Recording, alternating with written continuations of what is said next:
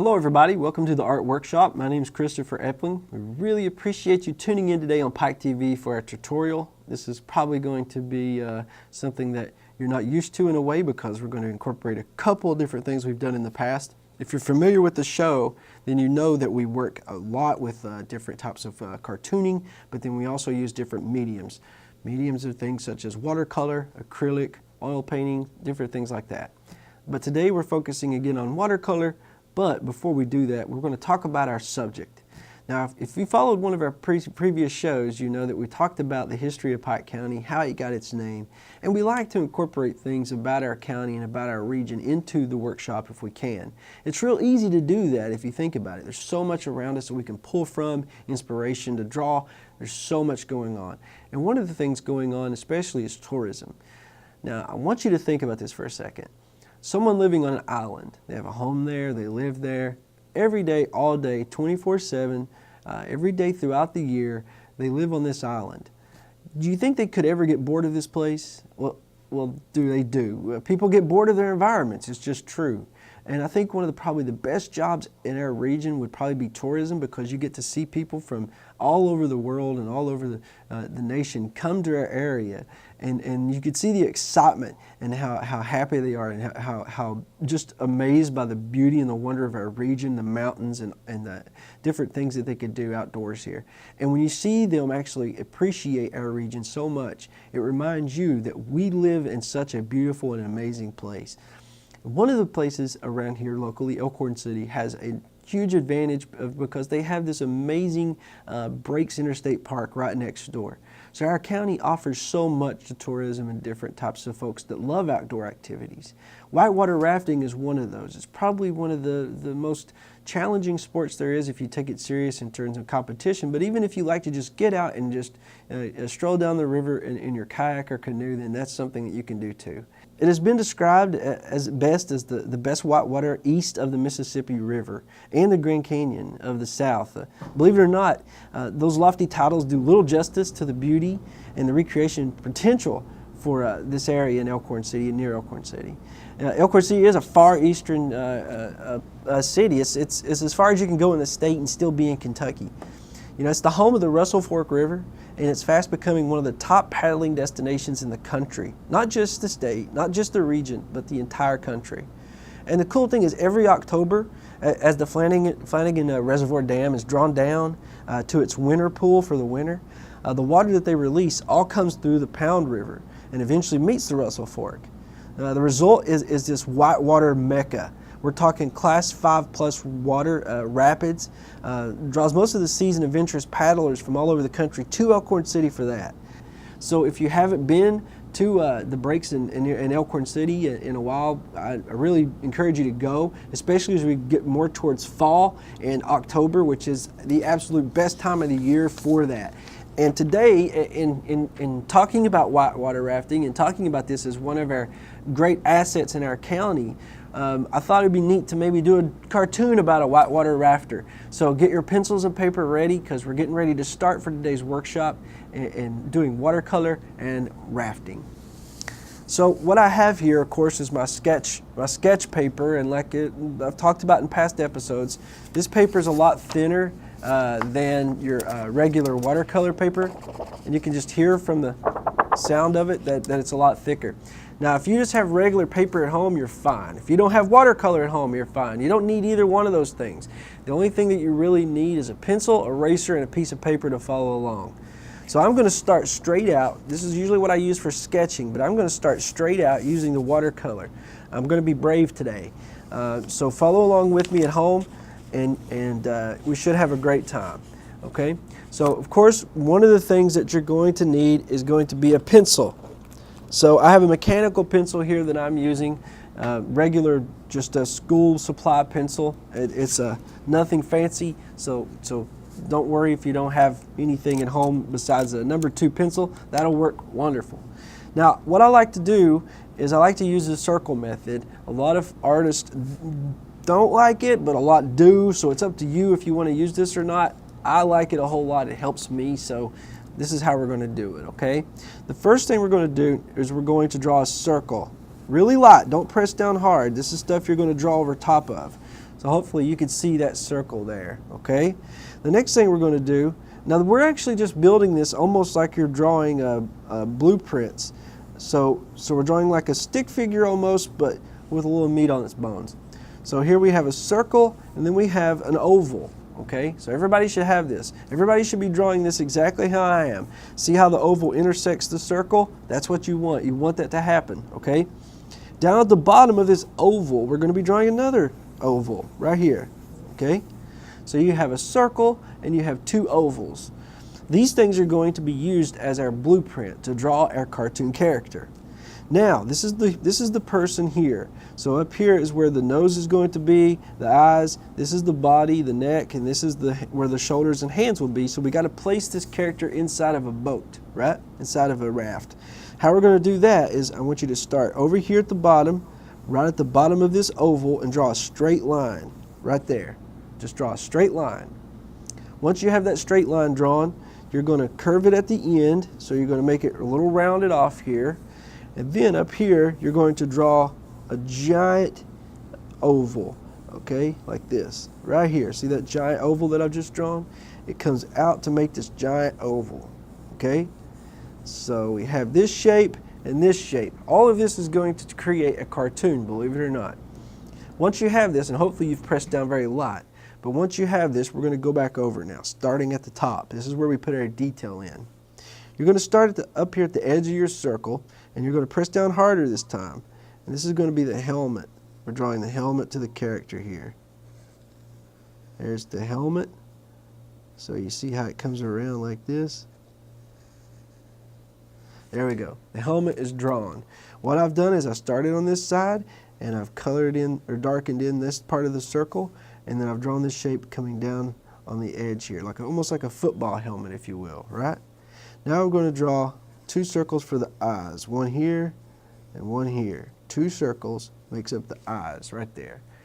Now we're going to put a couple of pupils in there, and we're going to draw the nose. Though the nose comes out like this, it circles back in.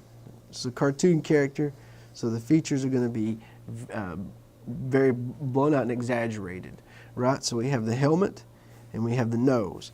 Now we're going to follow our oval down on each side like this, okay? And now we're going to work on the mouth.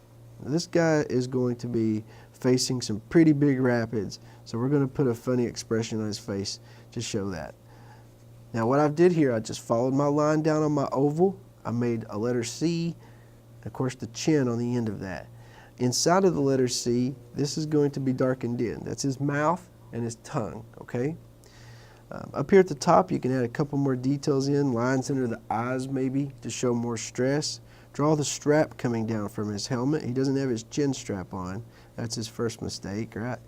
And up at the top, and you want to put a little detail on the helmet, you can.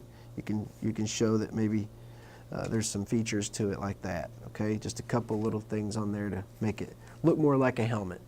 Now let's work on the body. So the neck comes down. This is the neck, right? Down from the head. Now we're going to draw the body. Now the body is going to be inside of this raft. He's going to be hunched down because he's getting ready to follow some pretty big rapids.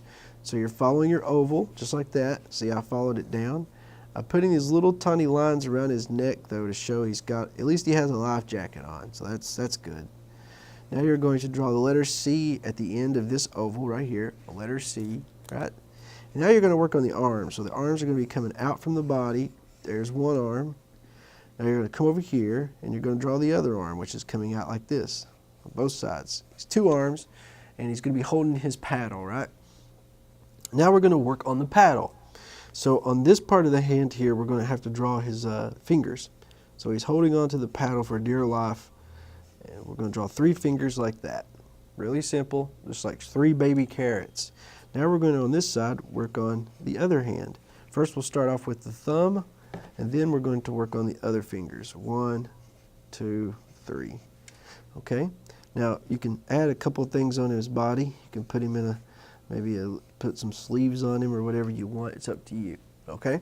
Now we can draw the paddle. So the paddle comes back like this. 2 lines representing the paddle. And then at the end of this, we're going to draw the actual fanned part of the paddle itself, right? So this comes down like this. So there's our paddle, right? Now we have our character drawn. We have to work on his raft. The raft is really simple. You see this big giant shape we created in the beginning? You're only going to go and darken that in. Follow the lines that you created. Make sure that you follow the outside of the lines. Okay, so the raft comes up like this, and it comes down like this. Let's put a little patch on his raft. He's got an inflatable. That's his second mistake, trying to take an inflatable raft into some Class 4 rapids. Now we're going to show a couple of lines around his head. These lines are used in cartooning to show the character is shocked, surprised, scared. There's all these different tools that are used in cartooning. You could even put some sweat coming down, dripping off his head, even some tears maybe for what he's getting ready to face. Even on the paddle here, let's show some lines that make it seem like he's shaking, he's nervous. Now we can work on the water. Now the water is a little different. We drew these big shapes to resemble things for our cartoon character, but for the water, there's no real general shapes you can make. Water is very chaotic, and it should show that it's moving, and it should show that there's a lot going on. So what we're going to do, we're going to start over here. There's no bottom to our raft. Notice that. That was very, very purposeful why I did that. You're going to draw these, just some jagged shapes, okay? We're going to draw some jagged shapes coming out. Nothing, there's no real major pattern to this. You can make yours however you want. The water is very sporadic, okay? We want to make sure that it shows that it's chaotic, right? Because he's in rapids. The thing you do want to remember is make a lot of these shapes coming out to help show that a lot's going on in this, okay? Then you draw on the bottom. Now underneath this, when you draw these little shapes at the bottom here, this is actually going to be darkened in. So, okay, we're going to show the foam. Rapids have foam when there's a lot of current and building up a lot of water. That intensity of that current will create foam. So we can see or imagine this is what that is. Now up here though is where the danger comes in. So we're first going to draw a line coming up to resemble a giant wave, just a straight, well not really a straight line, but straighter than what we've been doing here. It's a curved line coming out. At the top of this though, we want to add some more of those chaotic shapes. Okay, this is the big wave here, and this is what he's really terrified about. Now it doesn't maybe look too big to you, but if he was a novice, you know, kayaker, someone that's never done it before and he's getting ready to go into these major rapids, it might be a little scary for him. So you can make your waves larger than mine if you want. You can really put some terror into the drawing by doing that if you want. It's up to you. Now underneath this, you notice how these lines come around like this, and there's a straight line. This resembles the wave. This is the inside of the wave, so this will be darkened in. Of course, our canoe, we can put a couple more details on it. We can maybe show like some lines here coming out, whatever you want. Now, since we have our basic cartoon drawn, what we're going to be doing is using a little bit of watercolor for the last segment of our workshop. Now these are, I've never shown these particular watercolors on the workshop before. These are Kuretake watercolor. You can buy this at most specialty hobby stores. It's not extremely expensive. They're pretty reasonable priced. It's all in Japanese though, so if you were to ask me what particular colors what, I'd have to know Japanese to tell you. But you can kind of tell though from looking at it that this is a blue and this is a greenish blue and so on and so forth. If you know anything about colors, then you understand a little bit in front of the game. You're okay. Now, there's two choices that we have. We can either use these aqua brushes, which are just basically brushes with water reservoir in it, or we can use a regular brush and water that I have here. I think for the purpose of this, I'm going to be using the aqua brush. Okay, so there's two types I have here. One has a longer tip, one has a smaller. Now, what I'm going to do is just get some, get a little bit of water on my drawing before I ever start. So you see how I'm just sort of getting this area wet here. And what happens when I do that is once I apply the color on here, the water that's on the paper is what's going to absorb most of the water, so you can the color. So you can see how that works. Plus it allows us to apply color a little bit faster. We don't have a whole lot of time on the show. I wish we had more. So using these little tips and tricks to add to our production, we want to use those. So anything that we can use to help on time, we're going to do it, okay? So notice how I'm coloring now the blue, this particular blue, in only the sections that are underneath the major big parts of the water. So the tops, you know, like we said, at the foam is going to be lighter than this part. We want to keep that in mind. So we may put a little bit of darker blue underneath the foam part of the water. Now it doesn't mean that this top part, you know, can't be blue. We can add some water color into that. It's perfectly fine. But for the purpose of what we're doing right now, we're going to keep it the way we're rolling. Okay. So allow that to be sort of white. So it shows that there's a lot of movement in the water. Now we can work on the boat here itself. So I'm going to go ahead and put a little bit of color in here, and then I'm going to go ahead and get this area wet again. Notice I'm not coloring over top of the waves. I'm just mainly focusing on the area that's going to be this color. I'm getting that area wet. I can see the reflection from the light, so I know exactly where I'm going and where I've been, which helps a whole lot. You shouldn't cover a whole lot of area doing this, because when you go back in a little bit, some of that part will dry automatically. So you don't want that to happen. And also, if you use a whole lot of water, what happens is that the water will bleed onto certain areas of your drawing where you don't want it to be. Such as right now, where I'm going in through the different cracks of the water, the different little jagged edges here. I don't want this color to bleed over too much, so I don't want to put too much water on there. If you put too much water on there, it will bleed over. Okay, so now we're adding a little more effect to it. Make sure to get the color, all of it, onto the surface. Now here's where things get a little tricky. Remember that I've colored in certain areas of our drawing, and I've left with water, and I've left other areas dry. So now I have the choice here. I can continue with this color over the entire raft, or I can choose another color to make it look a little darker, so to show that there's a little bit of light coming in, reflecting. I think what I'm going to do, my options are really two options with this. I think what I'm going to do is actually leave this area at the top a light with not much color on it, and pull some of the color up using my brush from what I've already colored here. So see what I'm doing? I'm pulling the water up. I'm not pulling any color from my kit. I'm just pulling water and color up from what I've already done. I can even go resource an area over here that has a lot of color and pull that up on my brush, and then go over here and finish up. So now we have the raft pretty much finished. So now what I want to work on is his helmet. I'm going to make his helmet yellow. I'll start out putting color on, and then I'll go ahead and color the area that I want the rest of the color to go on, just like that. So I put a little bit of color on, and then I'm going to go back and I'm going to add more.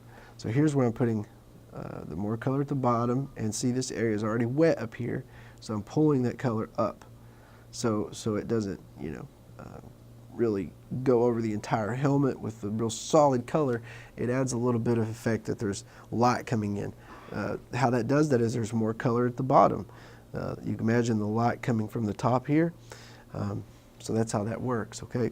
Now for our character, I'm going to go in and I'm going to blend a couple of colors here together, trying to get a little bit of any type of skin tone I can come up with.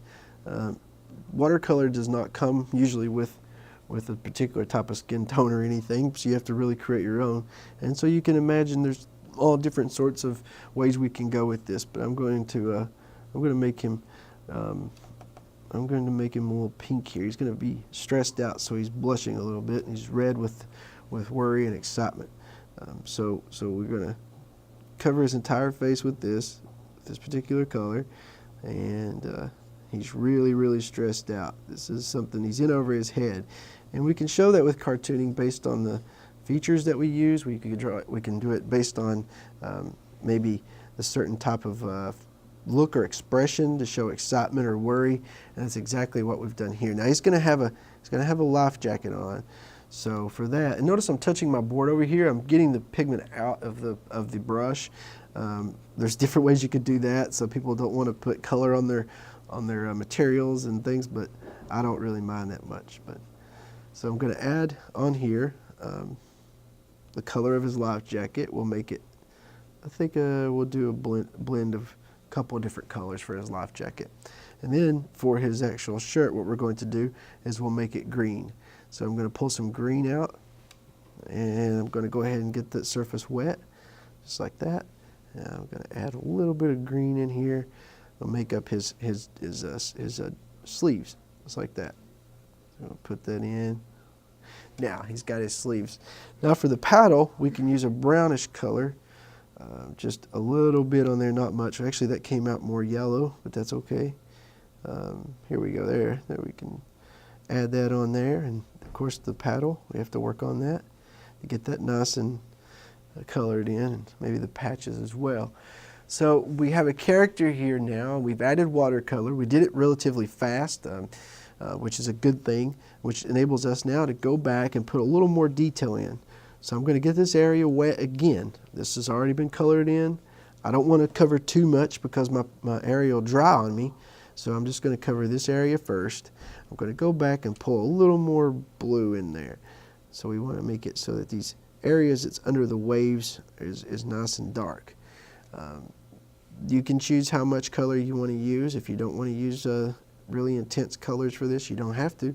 Every single drawing is different. Even if you're watching someone draw like right now and you're following along at home, you don't necessarily have to do exactly what I'm doing. You know, you can change it and make it your own, and that's what's so fun about art. And another thing about art is that every one of us actually pulls from one another. So we're pulling ideas from one another and so on. So it's okay to share. Stealing's not good, but you can share. That's fun, right? Okay. So now we have the drawing pretty much done, except for I'm going to go back in with a really nice yellow and put it on these excitement points that are at the top, and then a little red for his strap coming up like this, going into his helmet. There we go. All right, so we have our character now. He's colored in. He's looking pretty good. He's looking pretty scared. Now at home, what you can do if you have an ink pen, once this dries, okay, you can go back over it. I'm going to try to do it while it's still wet here. So this could be very hazardous to the drawing, but we're going to try it. Before I do, I want to touch base on a couple more options for watercolor. If you really like watercolor, but you don't like using these kits, you can get watercolor pencils. I'm not promoting any particular brand. They're just there and available if you're interested in these. They come in pencil form, so instead of using what we call these cakes, watercolor cakes, you can use that. So with the time remaining, what I'm going to do now is go over my drawing, and hopefully it'll dry. Of course, at home I use a blow dryer, actually. If I'm needing something to dry fast and I'm needing to finish it for a job, I'll actually use a blow dryer and make sure it's nice and sealed up. So, or I'm dried, I mean. But this one's a little wet still. That's okay. I'm still going to try this. So I'm going to go over the eyes first. Now, inking in all the areas you want to keep on here. You don't want to ink before you watercolor. That could be really bad, because if you ink before you watercolor, you can imagine what will happen. Basically, everything that you put down will be smeared with some sort of this black pigment, so it'll end up looking really crappy, to be honest with you. But so I would suggest never inking before you color, okay? But once you have colored, you can go back through it now and you can add detail. Now this process that we followed today is what a lot of editorial cartoonists will use. I am an editorial cartoonist. That's one of my jobs. I work for 3 newspapers. I work for the Appalachian News Express, I work for the Floyd County Times, and I work for the Hazard Herald. And my cartoons come out in each paper once a week on their weekend editions, and on Wednesday for I think it's Wednesday, for the Floyd County Chronicle and Times. So this is the process, exact process I would use for creating one of my editorial cartoons. I'll pencil it out, sketch it. I'll make that sort of that skeleton, that framework to go by. Once I have that framework to go by, I then will go ahead and pencil in all the details on top of the framework. Once you penciled in all the details, you then can go back and you can watercolor over top of the pencil lines, and once you do that, you can then let that dry. Hopefully this is the scary area. Hope it doesn't smear. Oh man, okay, we're all right. You can let that dry, and then once it dries, you can go back and do what I'm doing and ink all those lines that you created, making sure that it's all nice and crisp and clean looking. So that's what we're hoping for here. Now this is a little messy. Like you can see that I've not colored in my lines down here, but if you notice a lot of editorial cartoons, they are a little not sloppy, I guess, but they do it in a style that looks like they've done it fairly quick, and that's exactly what we've done today. We've done this fairly quick, so that's what we're going to get, is this look, which is fine. I love this look. It's nice. I love to see people and artists that create sort of intricate drawings quickly. I like to see that and watch that process. So I'm a fan of watching people draw too. Be sure and put your name on your work. That's always very important. Now you can see basically how this has come out. Once this dries, the neat thing about watercolor, if you notice, this is drying now. When it first was applied, you could see a shine on top of it, so you couldn't see it very well. But after it dries, what happens is the colors will soften. And I know that sounds strange, but it's true. So once you put the colors on, they're going to be really, really bright. But as they start to dry, you can see how this has actually got this neat effect of there's different pigment flowing on different areas. There's different hues. That's the intensity of the pigment. That means light to dark. Different hues on the raft as well. So all these things come together then to form a certain type of drawing. If you take your time with it, and we had like an hour for this episode and for our workshop, we could do a very intricate watercolor where we don't have a lot of lines that are overlapping. But for the purpose of our drawing today, we've got this drawing together in a certain amount of time, and I think it's worked out very well. I would love to see your all's work at home. If you have any drawings at home that you've done and you would like to submit it to the art workshop, we would love to see it, and we'd even show it on air with your permission, of course. So I hope everyone's had a great time. I hope you learned a little bit about our region. We have one of the most exciting futures in terms of tourism in Pike County and surrounding counties, and I'm excited to see what's going to happen in the future, and I hope you are too. But in the meantime, though, I hope you continue drawing, and until next time, I'm Christopher Epling, and this is the Art Workshop.